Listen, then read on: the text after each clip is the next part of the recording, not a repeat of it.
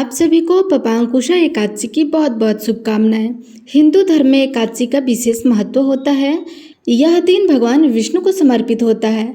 आपको बता दें कि इस दिन जो भी व्यक्ति व्रत रहकर भगवान विष्णु की पूजा अर्चना करता है उसको भगवान विष्णु की कृपा प्राप्त होती है। इस दिन पूजा के दौरान व्रत कथा को पढ़ना जरूरी माना जाता है, वरना पूजा अधूरी मानी जाती है। तो आइए व्रत कथा पूरी श्रद्धा भाव से सुनते हैं। हम पाप के भागीदारी हो जाते हैं, इसलिए कथा को पूरा अवश्य सुनिएगा। तो प्रेम से बोलिए लक्ष्मी नारायण भगवान की जय। पपांकुशा एकादशी का व्रत करने से जप तप के समान फल की प्राप्ति होती है और 3 पीढ़ियों को पापों से मुक्ति मिल जाती है। मान्यता है इसी एकादशी का व्रत करने से चंद्रमा के अशुभ प्रभाव से भी मुक्ति मिलती है और सौभाग्य में वृद्धि होती है। इस दिन व्रत करने वाले व्यक्ति को यमलोक में किसी प्रकार की यातनाएं नहीं सहनी पड़ती है और भगवान श्री कृष्ण ने धर्मराज युधिष्ठिर को इस एकादशी का महत्व बताते हुए कहा है कि यह एकादशी पापों का निरोध करती है, अर्थात पापों कर्मों से मनुष्य की रक्षा करती है। पाप रूपी हाथ को व्रत के पुण्य रूपी अंकुश से बांधने के कारण इस व्रत का नाम पपांकुशा एकादशी पड़ा।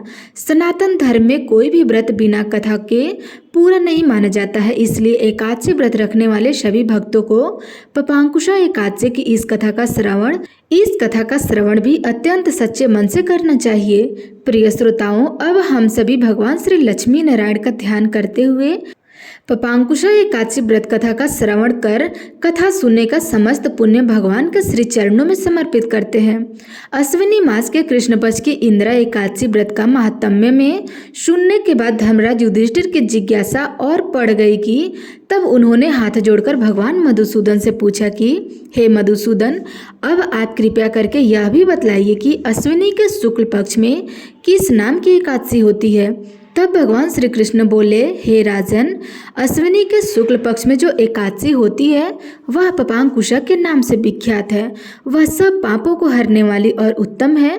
इस दिन संपूर्ण मनोरथ की प्राप्ति के लिए मनुष्य को स्वर्ग और मोक्ष प्रदान करने वाले पद्मनाभ संज्ञक मुझ वासुदेव का पूजन करना चाहिए। जितेंद्रिय मुनि चिरकाल तक कठोर तपस्या करके जिस फल को प्राप्त करते हैं वह उस दिन भगवान गरुड़ ध्वज को प्रणाम करने से ही मिल जाता है। पृथ्वी पर जितने तीर्थ और पवित्र देवालय हैं उन सबके सेवन का फल भगवान विष्णु के नाम कीर्तन मात्र से ही मनुष्य प्राप्त कर लेता है। और जो सारंग धनुष धारण करने वाले सर्वव्यापक भगवान जनार्दन की शरण में जाते हैं उन्हें कभी यमलोक की यातना नहीं भुगतनी पड़ती है। यदि अन्य कार्य के प्रसंग से भी मनुष्य एकमात्र एकादशी को उपवास कर ले तो उसे कभी यम यातना नहीं भुगतनी पड़ती है। जो मनुष्य विष्णु भक्त होकर भगवान शिव की निंदा करता है वह भगवान विष्णु के लोक में स्थान नहीं पाता, उससे निश्चय ही नरक में गिरना पड़ता है। इसी प्रकार यदि कोई शिव या पशुपत होकर भगवान विष्णु की निंदा करता है तो वह घोर नरक में डालकर तब तक पकाया जाता है जब तक कि 14 इंद्र की आयु पूरी नहीं हो जाती। यह एकादशी स्वर्ग और मोक्ष प्रदान करने वाली, शरीर को निरोग बनाने वाली तथा सुंदर स्त्री, धन और मित्र देने वाली है। राजन, एकादशी को दिन में उपवास करके और रात्रि में जागरण करने से अनशाया विष्णु धाम की प्राप्ति हो जाती है। हे युधिष्ठिर, वह पुरुष मातृ पक्ष की 10, पिता के पक्ष की 10 और स्त्री के पक्ष की 10 पीढ़ियों का भी उद्धार कर देता है। एकादशी व्रत करने वाले मनुष्य दिव्य रूपधारी, चतुर्भुज, गरुड़ की ध्वज से युक्त, हार से सुशोभित और पीताम्बरधारी होकर भगवान श्री विष्णु के धाम को जाते हैं। अश्विनी के शुक्ल पक्ष में पपांकुशा का व्रत करने मात्र से ही मनुष्य सब पापों से मुक्त होकर श्री हरि के लोक में जाता है। और जो मनुष्य स्वर्ण, तिल, भूमि, गौ, अन्न, जल, जूते और छाते का दान करता है वह कभी यमराज को नहीं देखता। राजन, दरिद्र पुरुष को भी चाहिए कि वह यथाशक्ति स्नान दान आदि क्रिया करके अपने प्रत्येक दिन को सफल बनाए। जो होम, स्नान, जप, ध्यान और यज्ञ आदि पुण्य कर्म करने वाले हैं उन्हें भयंकर यम यातना नहीं देखनी पड़ती है। लोक में जो मानव दीर्घ आयु, धनाढ्य और कुलीन तथा निरोगी देखे जाते हैं वे पहले के पुण्यात्मा हैं। पुण्यकर्ता पुरुष ऐसे ही देखे जाते हैं। इस विषय में अधिक कहने से क्या लाभ है। यह मनुष्य पापों से दुर्गति में पड़े हैं और धर्म और स्वर्ग लोक को जाते हैं। हे राजन, तुमने मुझसे जो कुछ पूछा था उसके अनुसार पपांकुशा का महात्म्य मैंने वर्णन कर दिया है। भगवान श्री कृष्ण के श्रीमुख से पपांकुशा का महत्व सुनकर तब श्रद्धापूर्वक धर्मराज जी ने इस व्रत का विधि पूर्वक पालन किया, जिसके पुण्य प्रताप से उनके जन्म जन्मांतर के पापों का नाश हुआ और अंत में वे भगवान श्री विष्णु के बैकुंठ लोक को गए। यह पवित्र पपांकुशा एकादशी व्रत का पुण्य प्रताप ही था कि एक बहेलिया जिसने अपने पूरे जीवन में केवल हिंसा की थी, जो मनुष्य क्रूर और हिंसक था, उसका सारा जीवन एकमात्र पपांकुशा एकादशी के व्रत से बदल गया और उसे जन्म जन्मांतर के पापों से मुक्ति मिल गई। अब इस कथा को भी विस्तार पूर्वक सुनिए। विंध्याचल पर्वत पर क्रोध नामक एक बहेलिया रहा करता था। वह बहुत क्रूर और हिंसक था। उसका सारा जीवन हिंसा, लूटपाट, मद्यपान और गलत संगति में बीत गया था। एक दिन अचानक उसे जंगल में तपस्या करते हुए अंगिरा ऋषि मिले। उसने अंगिरा ऋषि से कहा कि मेरा कर्म बहेलिये का है, इस कारण से हे मुनिवर, मुझे तो न जाने कितने ही निरीह पशु पक्षियों को मारना पड़ा है। मैंने जीवन भर पाप कर्म किए हैं, इसलिए मुझे तो नरक में ही जाना पड़ेगा। कृपया कर आप मुझे कोई ऐसा उपाय बताइए जिससे मेरे सारे पाप मिट जाएं और मोक्ष की प्राप्ति हो। उसके निवेदन करने पर महर्षि अंगिरा ने उससे अश्विनी शुक्ल की पपांकुशा एकादशी का व्रत करने को कहा। तब महर्षि अंगिरा के द्वारा बताए गए विधान अनुसार उस बहेलिया ने पपांकुशा एकादशी व्रत को विधि विधान से किया। इस व्रत के पुण्य प्रताप से उसके जीवन भर के सभी पाप नष्ट हो गए और जीवन के अंतिम क्षणों में उसे श्री हरि की कृपा से मोक्ष की प्राप्ति भी हो गई। इस प्रकार यदि पापी से पापी व्यक्ति भी अपने पापों का प्रायश्चित करते हुए पपांकुशा एकादशी व्रत का करता है, तो इस कथा का श्रवण करता है, तो भगवान श्री हरि की कृपा से उसके सभी पाप कट जाते हैं। जिस प्रकार से बहेलियों को उसके सभी पापों से मुक्ति मिली, इसी प्रकार हे श्री हरि सभी को उनके पापों से मुक्ति दिलाकर अपने बैकुंठ लोक में वास देना।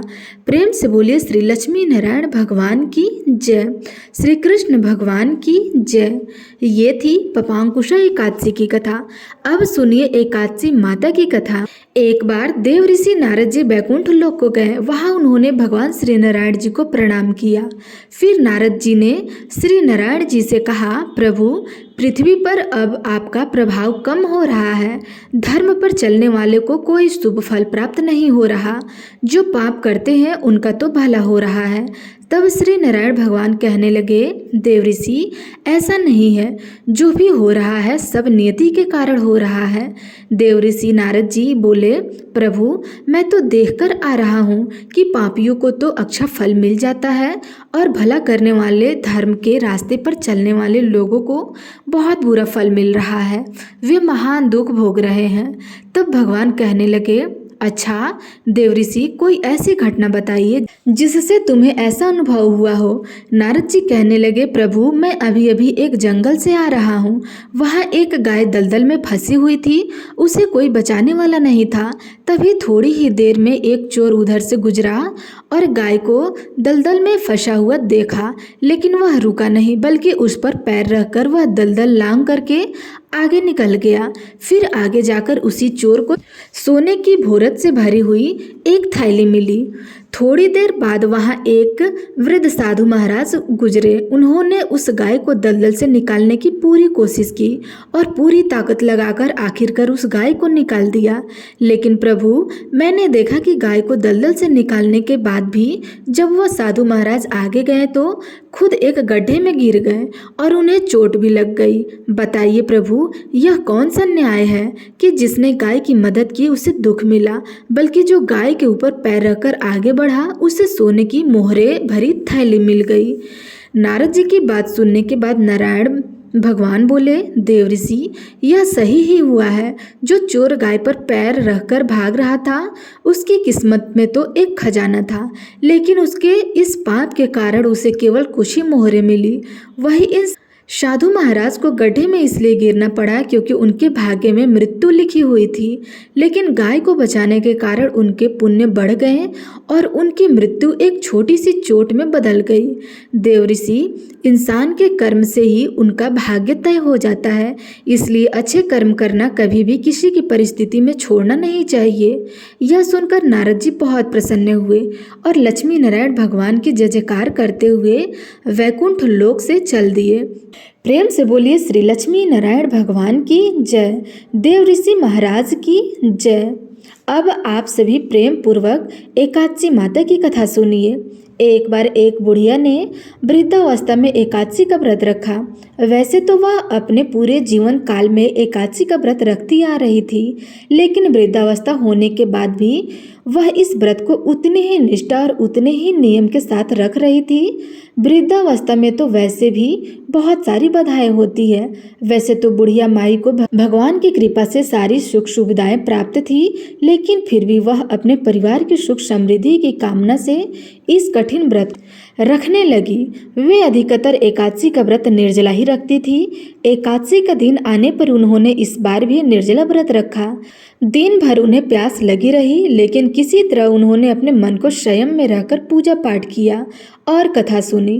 पंडित जी को मिट्टी के पात्र में भरकर पानी और ऋतु फल दान में दिए। दोना भरकर शक्कर भी बांटी। उन्हें गर्मी के कारण बहुत बेचैनी हो रही थी। इस कारण से वह बड़ी देर तक पानी में हाथ पैर डालकर बैठी रही। पानी में बार बार कुल्ला करती रही। तब कहीं जाकर उन्हें थोड़ी देर के लिए आराम मिला, चैन पड़ा। लेकिन थोड़ी देर के बाद उनका फिर मुंह सूखने लगा। एक तो धूप बहुत तेज थी, इस कारण बुढ़िया माई बहुत बेचैन हो रही थी। एक तो बुढ़ापा, ऊपर से भयंकर गर्मी। वृद्धावस्था की स्थिति तो इसी प्रकार की होती है। फिर जैसे जैसे तैसे तैसे रो धो करके किसी प्रकार दिन कट गया। अब पहाड़ सी रात उनके सामने थी, जिसका कटना बड़ा ही मुश्किल दिखाई दे रहा था। चारपाई पर पड़े पड़े भी शांति नहीं मिल रही थी और बूढ़ी माँ प्यास के मारे बार बार करवट बदल रही थी। कई बार वे घर के बाहर जाती, फिर अंदर जाती फिर अंदर आती। उन्हें घर के बाहर शांति मिल रही थी, न अंदर मिल रही थी। वे चारपाई पर पड़ी पड़ी बार बार एकादशी माता का ध्यान कर रही थी और कहती रही कि हे माता, आप मेरी लाज रखिएगा, आप मुझे शक्ति दीजिए, जिससे मैं भली भांति आपका यह व्रत पूर्ण कर सकूं और यह पहाड़ सी रात शांति के साथ बीत सके। प्यास के कारण बुढ़िया माई की बेचैनी तो बढ़ ही रही थी। उन्होंने धैर्य रखने का बहुत प्रयास किया, किंतु सहनशीलता की सीमा टूट गई और वे घबरा करके प्यास के मारे एकदम चिल्ला पड़ी। चिल्लाने लगी कि बचाओ बचाओ, मेरे प्राण निकल रहे हैं।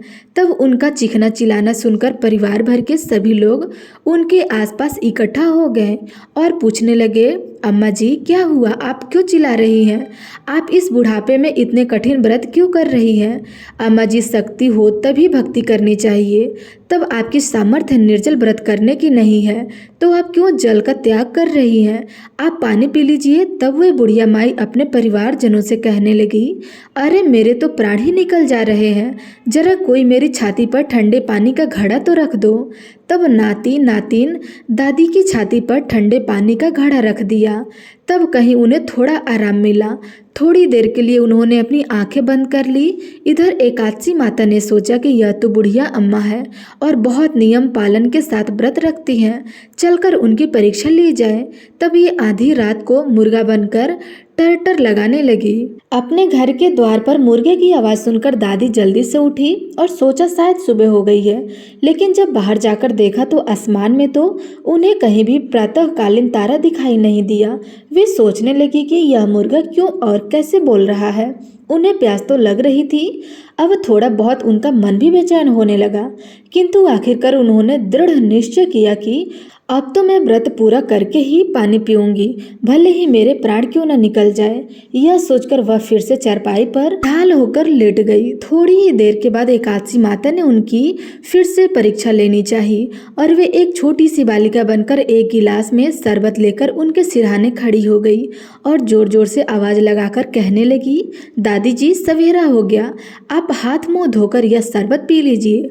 पहले तो शरबत का गिलास देकर बुढ़िया माँ का मन ललचा गया, किंतु फिर उन्होंने सोचा कि मैं तो किसी भी प्रकार अभी शरबत नहीं पी सकती हूँ। यह सोचकर वह शांति से चारपाई पर ही फिर से लेट गई। तब बहुत तेज की प्यास लगी तो चारों ओर पानी ही पानी दिखाई देने लगा। यहाँ तक कि सपने भी पानी के ही आते थे। पानी पीने की तड़प इतनी थी कि थोड़ी ही देर के बाद में बुढ़िया माई को ऐसा लगा मानो किसी ने पानी के कुएं में पटक दिया हो, और वे बहुत देर तक उस कुएं में पानी के हाथ पांव चलाती रही, किंतु उन्होंने अपने मुंह से पानी की एक बूंद भी नहीं जाने दी और वे दृढ़तापूर्वक एकादशी व्रत का पालन करती रही। थोड़ी ही देर में न जाने कहां से सामने आग जलती हुई दिखाई दी, जिससे उन्हें बहुत ज़्यादा गर्मी लगने लगी और प्यास के मारे उनका गला सूखने लगा। उनके प्राण निकलने लगे, किंतु बुढ़िया माई का कोई कुछ नहीं बिगाड़ पाया। वे जहाँ की थी तहाँ मुस्कुराती हुई बैठी रही। थोड़ी देर में बाहर उजाला होने लगा। ऐसा लगा मानो सवेरा हो गया हो। बुढ़िया माई ने जब बाहर निकलकर देखा तो समझ गई कि अब सवेरा होने में बस कुछ ही देर बाकी है। यह जानकर वे बड़ी शांति से इधर उधर घूमने लगी।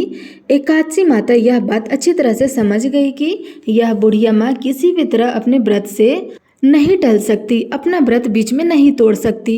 अब उनके सत्य व्रत को बहुत अच्छी तरह से समझ गई। सवेरा होते ही बुढ़िया माई ने स्नान किया, भगवान के पूजा पाठ की, एकादशी माता की कथा सुनी, फिर ब्राह्मणों को दक्षिणा देकर भोजन कराया। तब कहीं उन्होंने जल ग्रहण किया। कन्याओं को भोजन कराने के बाद फिर माता ने खुद भोजन किया। उन श्रेष्ठ व्रत के प्रताप से बुढ़िया अम्मा की आयु बढ़ गई।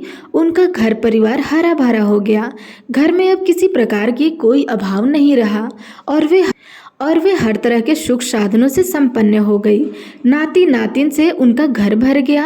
वे उसी दिन से 12 महीने की एकादशी का व्रत उसी प्रकार निर्जला रखने लगी और फिर एकादशी व्रत के पुण्य प्रताप से वह अपने जीवन में हर प्रकार के सुख भोग कर अंत में वैकुंठ धाम को चली गई।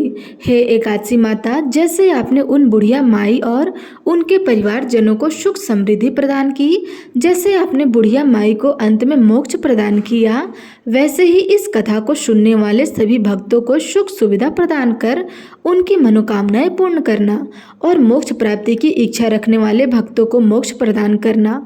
तो प्रेम से बोलिए एकादशी माता की जय। प्रिय श्रोताओं, अब आइए आप श्रवण करेंगे तुलसी माता की कथा, क्योंकि एकादशी का व्रत तभी पूर्ण माना जाता है जब आप तुलसी माता की कथा का श्रवण करेंगे। तो प्रेम से बोलिए तुलसी माता की जय। अब आइए श्रवण करते हैं आज की कथा। एक बार भगवान शिव ने अपने तेज को समुद्र में फेंक दिया था। उससे एक महा तेजस्वी बालक का जन्म हुआ और यही बालक आगे चलकर जलांधर के नाम से पराक्रमी दैत्य राजा बना, जिसकी राजधानी का नाम जलांधर नगरी था। दैत्य राजा कालनेमी की कन्या वृंदा का विवाह जलांधर से हुआ। जलांधर महाराज था। अपनी सत्ता के मध्य में और अपनी शक्ति के मध्य में चारों ओर उसने माता तुलसी जी को पाने की कामना से युद्ध किया, परंतु समुद्र से ही उत्पन्न होने के कारण माता लक्ष्मी ने उसे अपने भाई के रूप में स्वीकार कर लिया। वहां से पराजित होकर वह देवी पार्वती को पाने की इच्छा से कैलाश पर्वत पर गया और भगवान देवादिदेव शिव का ही रूप धारण करके माता पार्वती के समीप वह गया, परंतु माता ने अपने योग्य बल से उसे तुरंत ही पहचान लिया और वहां से वह अंतर ध्यान हो गया। देवी पार्वती ने क्रोधित होकर सारा वृतांत भगवान को सुनाया। जलांधर की पत्नी वृंदा अत्यंत पतिव्रता स्त्री थी। उसी के पतिव्रता धर्म की शक्ति से जलांधर ना तो मरा जाता है और ना ही पराजित होता था। इसलिए जलांधर का नाश करने के लिए वृंदा के पतिव्रता धर्म को भंग करना बहुत जरूरी था। इसी कारण भगवान विष्णु एक ऋषि का वेश धारण करके वन में जा पहुँचे, जहाँ पर वृंदा अकेली भ्रमण कर रही थी और भगवान के साथ 2 राक्षस भी थे, जिन्हें देखकर वृंदा भयभीत हो गई। ऋषि ने वृंदा के सामने क्षण भर में ही दोनों को भस्म कर दिया। उनकी शक्ति देखकर वृंदा ने कैलाश पर्वत पर महादेव के साथ युद्ध कर रहे अपने पति जलांधर के बारे में पूछा। तब ऋषि ने अपनी माया से 2 वानर वहां प्रकट किए। एक वानर के हाथ में जलांधर का सिर था और दूसरे के हाथ में धड़। अपने पति की यह दशा देखकर वृंदा मूर्छित होकर गिर पड़ी। होश में आने पर उन्होंने ऋषि रूपी भगवान से विनती की कि वह उसके पति को जीवित कर दे। तब भगवान ने अपनी माया से फिर से जलांधर का सिर धड़ से जोड़ दिया, परंतु स्वयं भी वह उसी शरीर में प्रवेश कर गया। वृंदा को इस छल का जरा सा भी आभास नहीं हुआ। जलांधर बने भगवान के साथ वृंदा पतिव्रता का व्यवहार करने लगी, जिससे उसका सतीत्व भंग हो गया।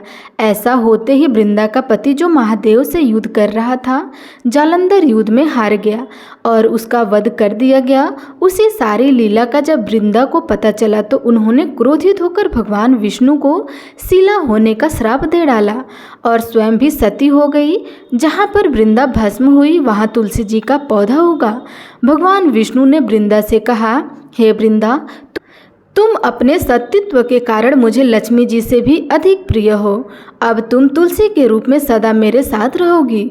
जो भी मनुष्य मेरे शालिग्राम रूप के साथ तुलसी जी का विवाह करेगा, उसे इस लोक और परलोक में विलुप्त यश की प्राप्ति होगी।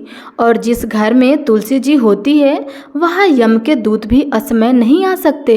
गंगा जी और नर्मदा जी के जल में स्नान और तुलसी जी का पूजन एक बराबर माना जाता है, चाहे मनुष्य कितना भी पापी क्यों न हो। मृत्यु के समय जिसके प्राण मंजरी रहित तो तुलसी और गंगा जल मुख में रखकर निकल जाते हैं, वह पापों से मुक्त होकर बैकुंठ धाम को प्राप्त हो जाता है। जो मनुष्य तुलसी और आंवले की छाया में अपने पितरों का श्राद्ध करता है, उनके पितरों को मोक्ष मिल जाता है। अब सुनिए तुलसी माता की दूसरी कहानी। कार्तिक के महीने में सभी औरतें तुलसी माता को सींचने जाया करती हैं। सब तो सींच कर आती हैं, परंतु एक बूढ़ी माई आती और कहती है, तुलसी माता सत की दाता, मैं बिड़ला से चूं तेरा तू कर निस्तार मेरा। तुलसी माता अड़ुआ दे, लड़ुआ दे, पीताम्बर की धोती दे, मीठा मीठा घास दे, बैकुंठ का वास दे, चटके की चाल दे, पटके की मौत दे, चंदन की काठ दे, झालर की झनकार दे, साई का राज दे, दाल भात का जीवन दे, ग्यारस की मौत दे, श्री कृष्ण का कंधा दे। तुलसी माता से ऐसा कहने के बाद वे बूढ़ी माई तो अपने घर चली जाया करती। अब धीरे धीरे कार्तिक मास में जब वह इसी तरह से जल अर्पित करके तुलसी जी से कहा करती, तो धीरे धीरे तुलसी जी सूखने लगी।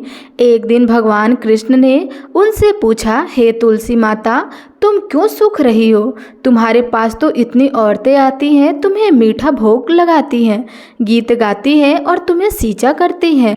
तब तुलसी माता ने कहा, एक बूढ़ी माई रोज आती है और इस तरह की बात कह के जाती है। मैं उनकी सारी बात तो पूरी कर दूंगी, पर कृष्ण का कंधा कहाँ से लाऊंगी? भगवान बोले, वह मरेगी तो कंधा मैं दे आऊँगा। और फिर कुछ दिनों के बाद वह बूढ़ी माई मर गई। सारे गांव वाले इकट्ठे हुए और बूढ़ी माई को अर्थी पर रखकर ले जाने लगे, पर वह अर्थी तो इतनी भारी हो गई कि किसी से उठाई भी नहीं जाती। तब सब मिलकर कहने लगे, यह बूढ़ी माई तो इतनी पूजा पाठ करती थी, पाप नष्ट होने की माला भी फेरती थी और कार्तिक के महीने में तुलसी जी को सींचा भी करती थी, फिर यह इतनी भारी कैसे हो गई? बूढ़ी ब्राह्मण के रूप में तभी भगवान कृष्ण वहाँ आए और पूछने लगे, अरे भाइयों, ये भीड़ कैसी है?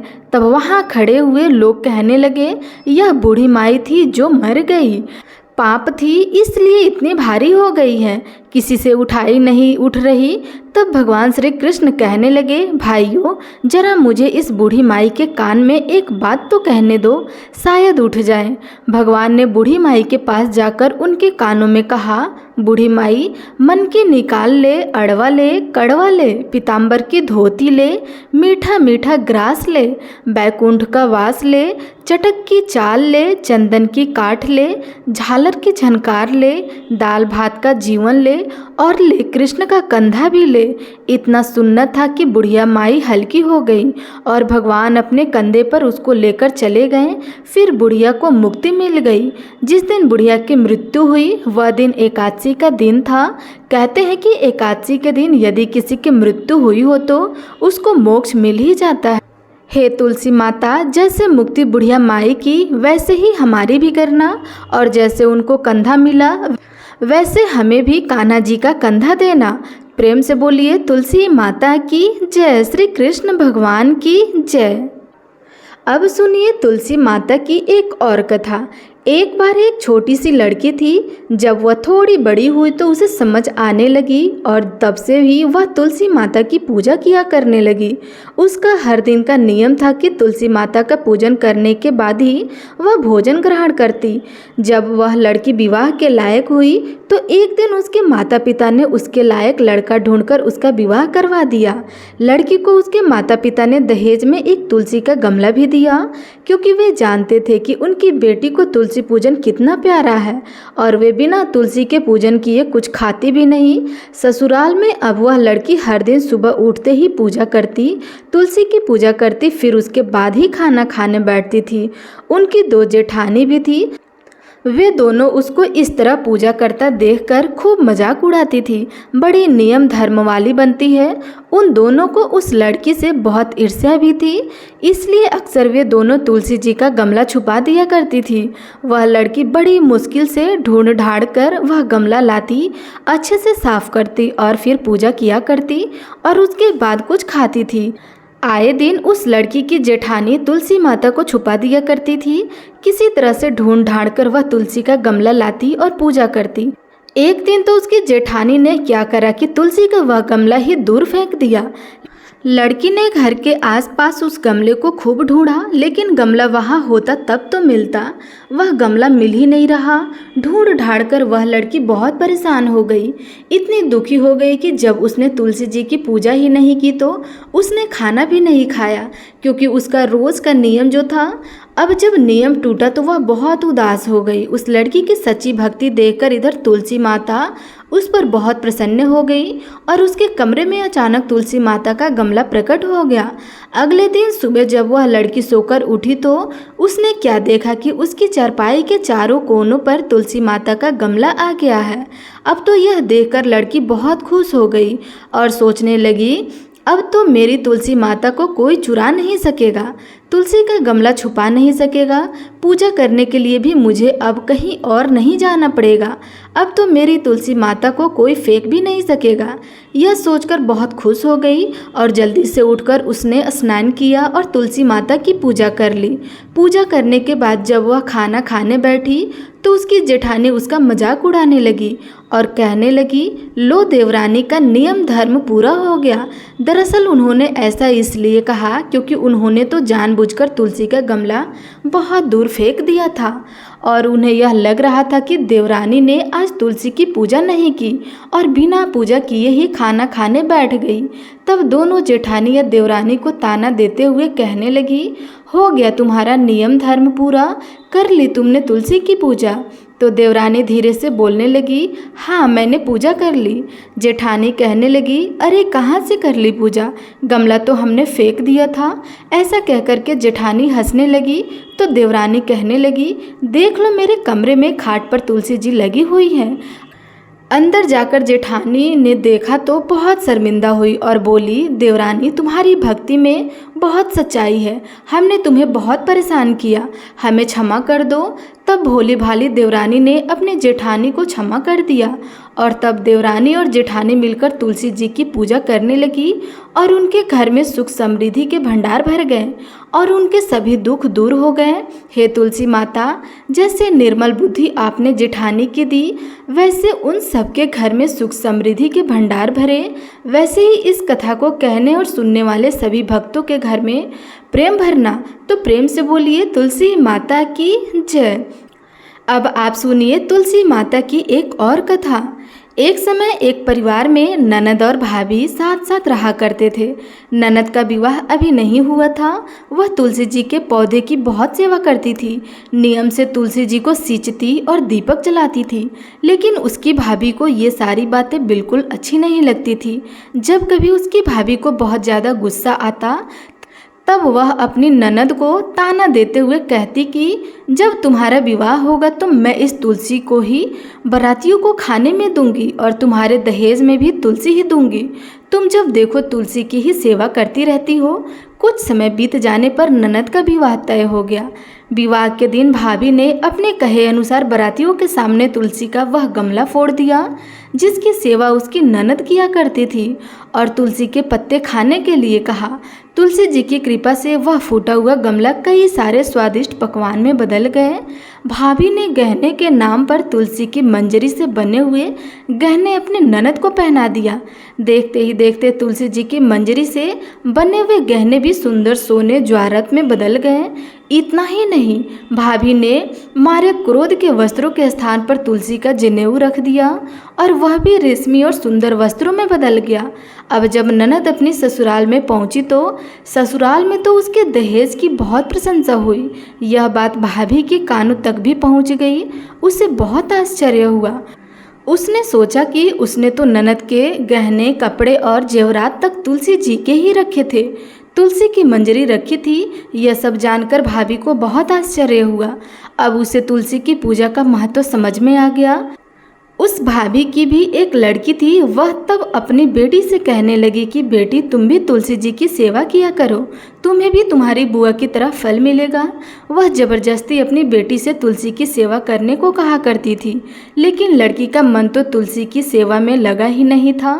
धीरे धीरे समय बीतता गया। भाभी की लड़की बड़ी हो गई। अब उसके विवाह का समय आ गया।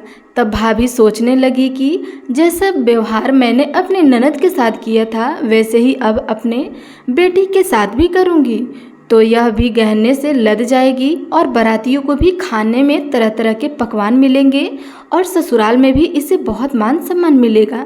यह सोचकर भाभी बारातियों के सामने तुलसी का गमला फोड़ देती है, लेकिन इस बार गमले की मिट्टी ही मिट्टी रहती है। मंजरी और पत्ते भी अपने ही रूप में रहते हैं। जनेऊ ने भी अपना रूप नहीं बदला। और जब भाभी ने सभी बारातियों को खाने में तुलसी के पत्ते दिए तो यह देखकर सभी लोग और बाराती भी भाभी की बुराई करने लगे। भाभी ने लालच में आकर अपनी बेटी के दहेज में भी तुलसी के पत्ते और मंजरी आदि रख दिए थे। जब बेटी अपनी ससुराल पहुंची तो वहां पर भी उसकी बुराई ही बुराई होने लगी। भाभी गुस्से के मारे कभी भी अपनी ननद को नहीं बुलाती थी। एक दिन भाई ने सोचा कि मेरी पत्नी तो मेरी बहन को बुलाती नहीं है, क्यों न मैं ही अपनी बहन से मिलकर आऊं। यह सोचकर उसने अपनी पत्नी से कहा और कुछ उपहार अपनी बहन के लिए ले जाने की बात कही। तो भाभी ने थैले में ज्वार भरकर कह दिया कि यह लो और कुछ नहीं है, तुम यही लेकर जाओ। तब भाई बहुत दुखी मन से अपनी बहन के पास चल दिया। रास्ते में वह सोचता रहा कि कोई भाई भला अपनी बहन के घर ज्वार लेके जा सकता है क्या। यही सोचकर वह गौशाला के पास रुक गया और ज्वार का वह थैला उसने एक गाय के सामने पलट दिया। तभी एक ग्वाले ने यह सब देख लिया। तब ग्वाले ने आकर भाई से कहा कि अरे, आप गाय के सामने यह हीरे मोती और सोना क्यों डाल रहे हो, इसे तो घास डालनी होती है। तब भाई ने देखा तो वह हैरान रह गया। फिर भाई ने ग्वाले की सारी बात बताई और धन लेकर खुशी खुशी अपनी बहन के घर चल दिया। दोनों भाई बहन एक दूसरे को देखकर बहुत प्रसन्न हो गए। तब बहन ने तुलसी माता के सच्चे मन से प्रार्थना न की कि उसकी भाभी को सद्बुद्धि प्राप्त हो जाए और तुलसी माता की कृपा से उनके घर में सुख समृद्धि और धन से भंडार भर जाए।